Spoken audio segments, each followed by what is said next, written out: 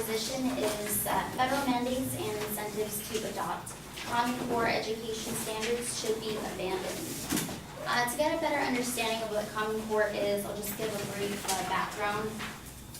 The Common Core state standards set out what students from kindergarten through 12th grade should know in English and math.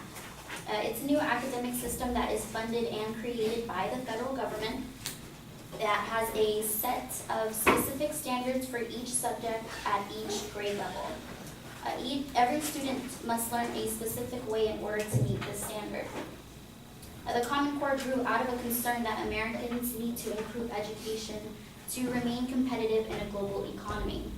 In addition, Common Core provides a rigorous and fast-paced learning process for students to prepare them for the college. As for my claim one, Common Core kills innovation, which is also known as creativity and flexibility. My first subclaim would be that it hinders students from being able to learn in their own way. Every student learns in their own way, whether it's through activities or observation. Adopting this Common Core policy would prohibit these students from learning in various ways. I have here a quote from Valerie Strauss from the Washington Post on May 2nd, 2014. She states, decades of child development research and theory from many disciplines show how children progress at different rates and in different ways. For example, the average age that children start walking is 12 months. Some children begin walking as early as 9 months and as late as 15 months, which shows the differentiation of how kids learn.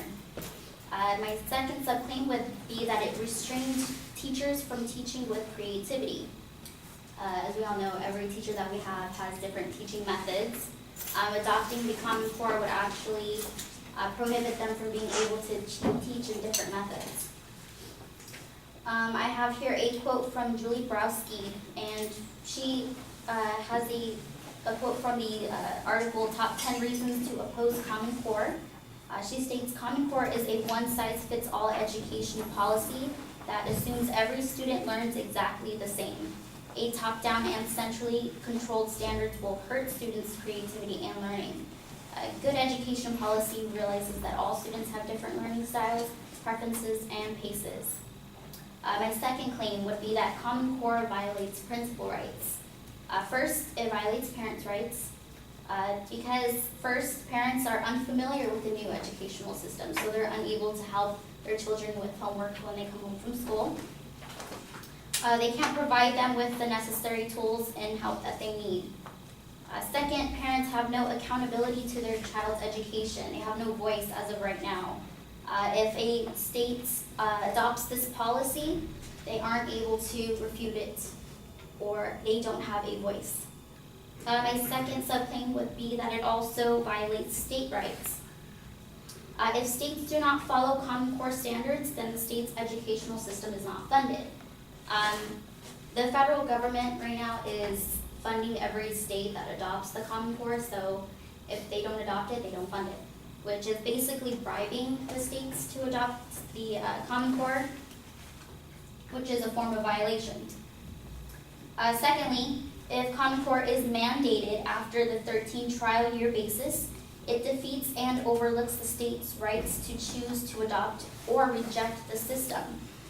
It defeats the purpose of having a democratic nation where each state has their right to choose freely of what education system they want, which that violates their 10th Amendment right. And I have here a quote from Bobby Jindal, who was actually the Louisiana governor in 2014, and this is coming from the Los Angeles Times. He states, Common Core is the latest effort by big government disciples to strip away state rights and put Washington, D.C. in control of everything.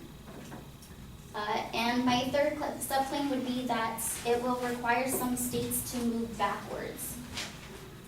I have here a quote from Sandra Strowski, a professor at the University of Arkansas, who served on the committee to validate Common Core standards.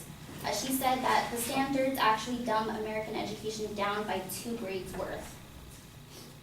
As for my third subclaim, banning Common Core will improve education in the future for students.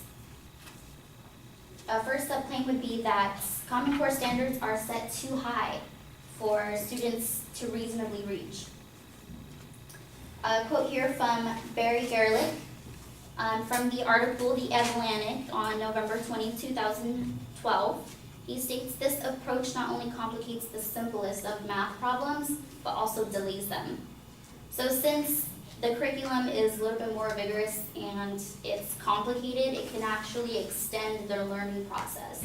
So what it took us to learn a math problem will take them a little bit longer because the problems are more complicated. Second subclaim would be Common Core system is too fast for students to keep up with. Every student has their own pace, and if it's too fast for their pace, it can lead students to fall back behind. Third subclaim would be that during trial basis, can we afford to have flaws and hiccups along the way? So as of right now, it's a trial basis, it's not mandated. It's gonna take about 13 years for us to statistically know if it's effective or not. Now, my question is are we risking financial expenses? Are we risking our students' learning process? Common Core standards will require younger students to learn more at a quicker pace than they ever have before. With the increased rigor and higher level thinking skills, early childhood programs will become more rigid. Pre-kindergarten will be more important, and skills students used to learn in second grade will need to be taught in kindergarten. So as a conclusion, banning Common Core will benefit students in a way that they are subject to more flexibility in learning at their own pace and in their own way. Also, it will provide parents and educators with the necessary tools and resources to help students since they are already familiar with the formal educational system.